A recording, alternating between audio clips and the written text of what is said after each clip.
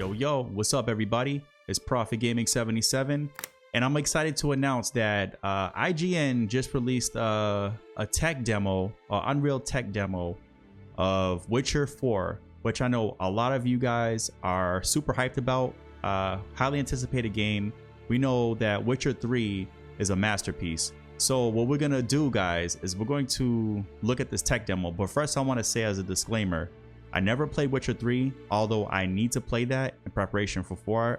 Again, I heard it's a masterpiece of a game, and I definitely need to play it. And it still holds up well after so many years of since its release date. So guys, let's waste no time, guys. You know what you came to see. You came to see the tech demo. So let's get right into it. All right, so what we have here is the YouTube page here. I'm going to blow this up. Okay, let's read this down here. It says, check out this Unreal Engine 5.6 tech demo for The Witcher 4 running on PlayStation 5 with ray tracing. The Witcher 4 tech demo shows off the new fast geometry streaming plugin to load open worlds faster. Interesting. And we see how UE 5.6 handles busy scenes for high fidelity character models and visual effects like ML Deformer. Additionally, we see nanite foliage in action, which provides a memory efficient way to achieve high density and fidelity foliage, slated for release on UE 5.7. So man, already I can tell this game's gonna be huge, man. When it comes out on PS5, this thing is gonna be massive. It's probably gonna be 200 gigs. So if they do give us a release date, you guys better beat some of those games, clear out your backlog, and free up space on your PS5, because this thing is going to be massive. So let's get right into it. This is a technological showcase set in the world of The Witcher 4. Beautiful. What you just saw, Oh my going goodness. to see now, is running on a standard PlayStation 5 at 60 FPS with ray tracing. Dude, this is on... So in the game, you'll be playing as Ciri, wow. a professional monster slayer, a witcher. Let me pause it real quick. To explore. I just want to say, this is only 1080p, but it still looks good at 1080p. So imagine when we get like a 4K gameplay reveal, it's going to be like, oh my goodness, this looks so good. The world and hunt Sorry about monster that. for coin.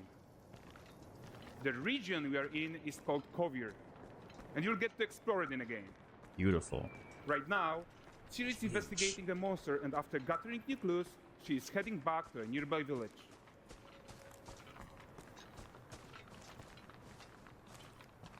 Alright everyone, meet Kelpie! That's our horse. Let weeds be weeds, Kelpie. This is the So main just character's like Geralt daughter of from Rivia, Witcher 3. Ciri has her own loyal companion. Nice. We return to town. These two characters need to feel like one. Since you're gonna explore the world on horseback, riding needs to feel seamless, natural, and just fun. Seamless and to natural. support that, That's we're good. introducing multi-character motion matching in Unreal. So Ciri and Kelpie, they're perfectly synchronized when mounting from any angle and speed. And we also support root motion movement on Kelpie, so controlling her feels realistic and grounded. Dude, this looks so good. I'm And there are sorry. also some really nice improvements to our Unreal Chaos Flesh Solver and these machine-learned deformations. So you've got realistic muscles moving and stretching under Kelpie's skin without compromising the performance there. Oh, dude, they put so much detail into this. Dude, this looks so freaking So good. let's leave Ciri behind for a second and talk about the world itself. When's this coming So out? much of the Witcher world is natural, organic, especially Kovir with its dense forest and wild nature. Yeah, and wild nature is hard. And with nanite geometry, we've freed artists from so many of their old constraints. But we don't want to rest until everything we do in Unreal has that same spirit of freedom. There's always more work to do. And foliage is a huge piece of that puzzle. So we are excited to introduce nanite foliage. Wow. No two And foliage in order things to of foliage achieve look alike. gorgeous It's crazy. Foliage density everywhere, while Very still dense. being memory efficient, fast to render, we believe that a new idea Is that a was bear? needed. So instead of the same card approach we've been using for the past 20 years, artists should be free to take a nanite approach to foliage, modeling every single leaf and pine needle. What? And the old LOD tricks of the past, they needed a complete rethink. And in their place, it's a new adaptive voxel representation in Nanite. It's volumetric, it's fully 3D, it is super fast to render. Wow. And these dense clusters of triangles turn into these cubes, which at a distance, they're no larger than a pixel, and they react to the changing light of our dynamic sun and our shadows, and they allow artists to render whatever amount of foliage is needed to achieve their vision without compromise. That is amazing. And no compromise means how ambitious we are when it comes to bringing our vision to life with incredible visuals. But more than that, together with Epic, we created faster way to load the world. We can now bring in more content more quickly for the smoothest possible experience as we fly down to catch up with Siri. Can you climb mountains in this, man?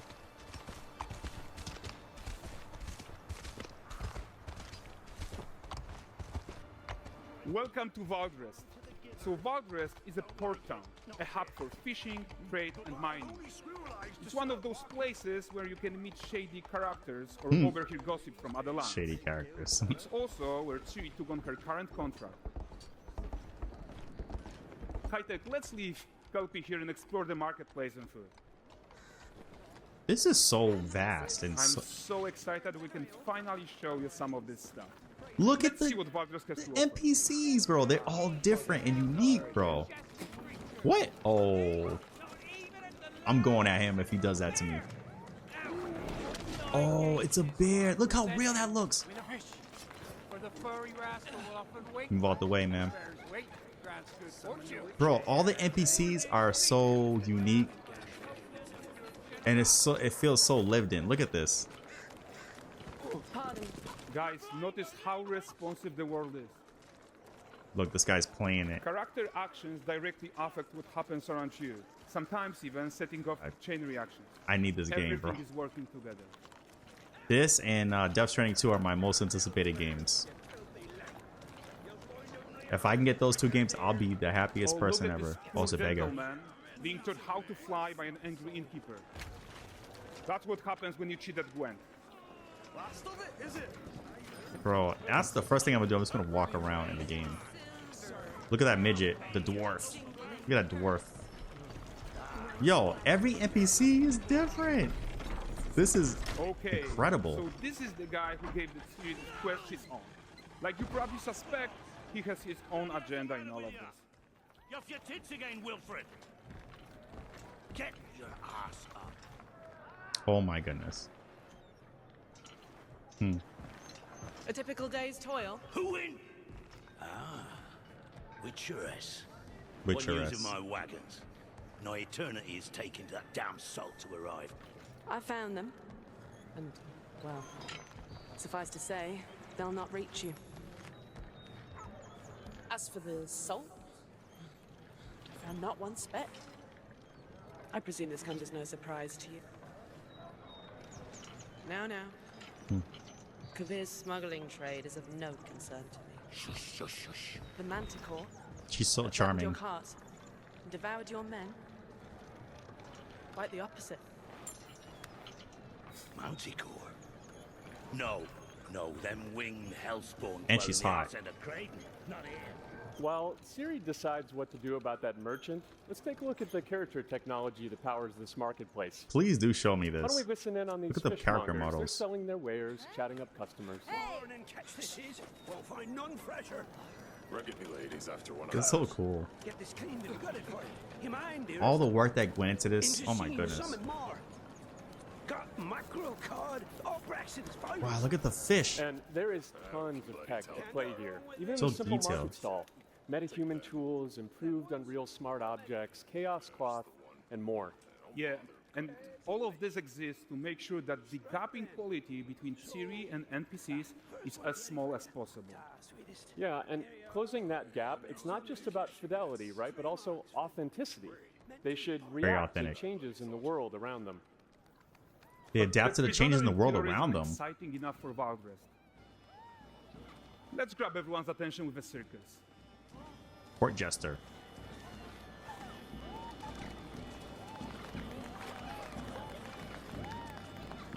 But the great performance deserves a huge crowd though. Let's crank it up. What?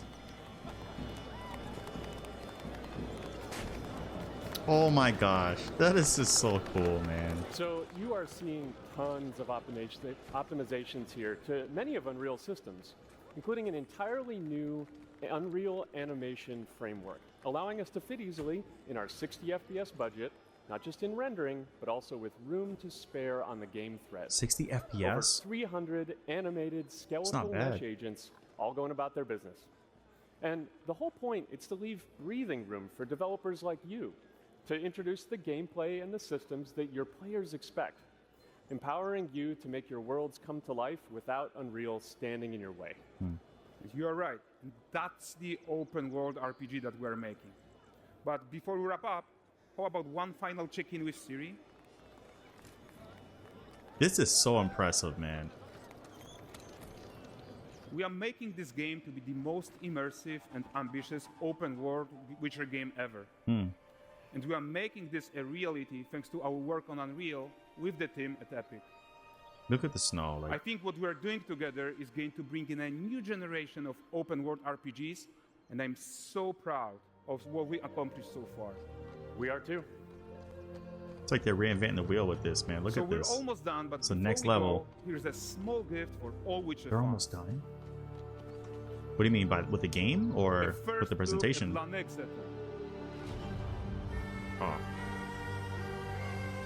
The music. Is that a dragon, bro? Ooh. Is that her pet dragon or something? Tell me she gets to fly a dragon, bro. We've worked.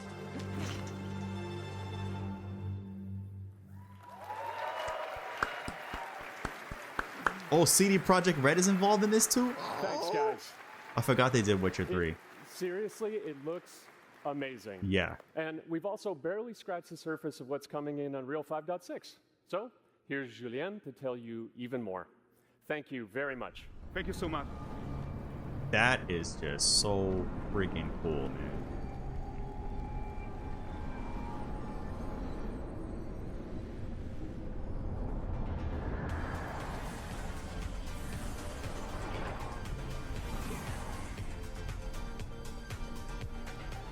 I'm excited.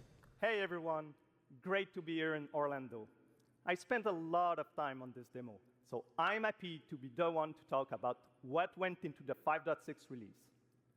An open world like that was just the perfect content to focus on our main goal for the release, which Look at the was lighting. performance.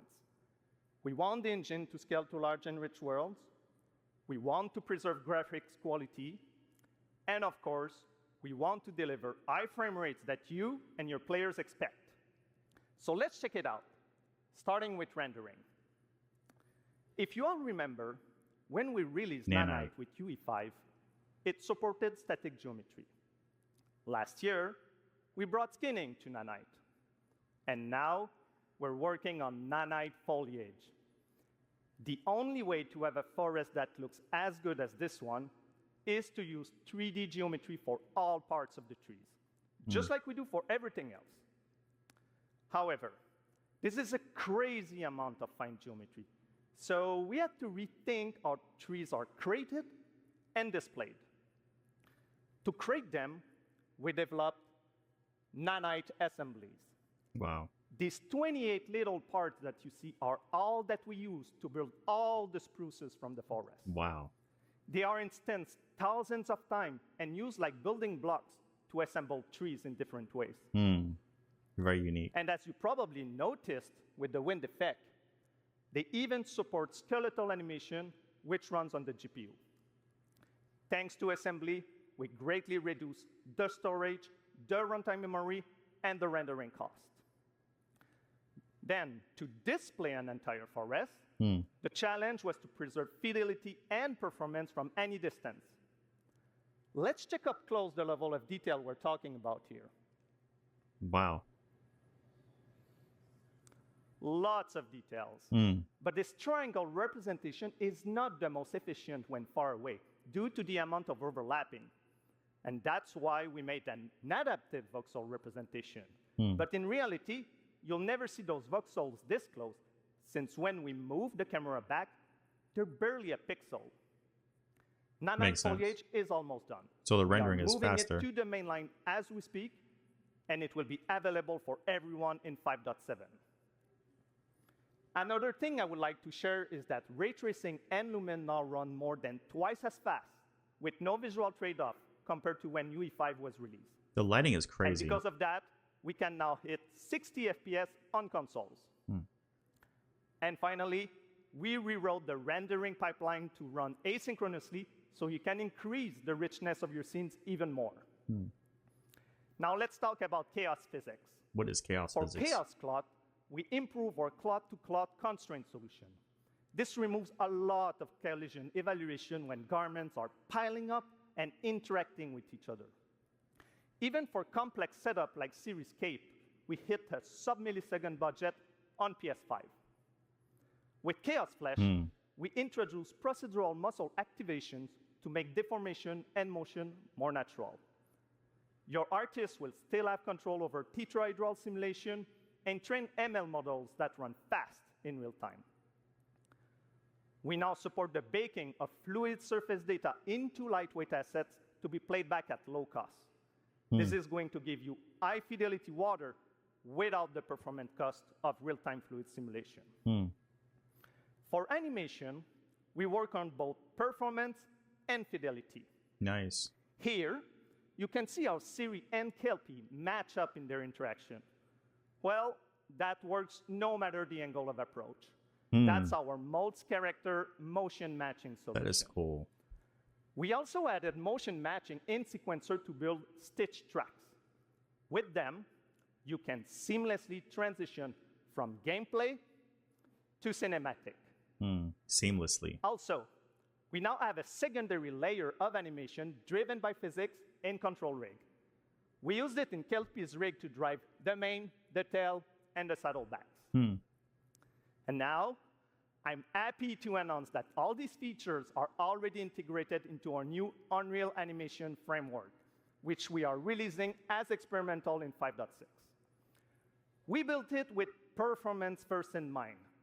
Animation evaluation are now running in parallel off the game thread, which was our bottleneck. And for the Homie other breathing off character fire, systems bro. that are just as costly, like movement, avoidance, state tree behaviors, we also move them to worker threads. This is really going to help you create scenes that are crowded and lively. Streaming has always been a big deal regarding performance. And the three biggest improvements we made are physics state creation, which now runs async, improve runtime PCG for ground scatter on GPU, and a new FastGeo plugin to stream static geometry. And just to take a different example, in City Sample, the streaming time was cut down by 90% while moving at high speed. Spider-Man, Spider-Man. We focus on a lot of areas for performance in 5.6, and mobile is no exception. We work on better defaults and scalability settings for mobile and minimize the default package size. We also improve our workflows with a UI refactor of the viewport toolbar and content browser, an on-device iteration workflow, Grand Theft Auto.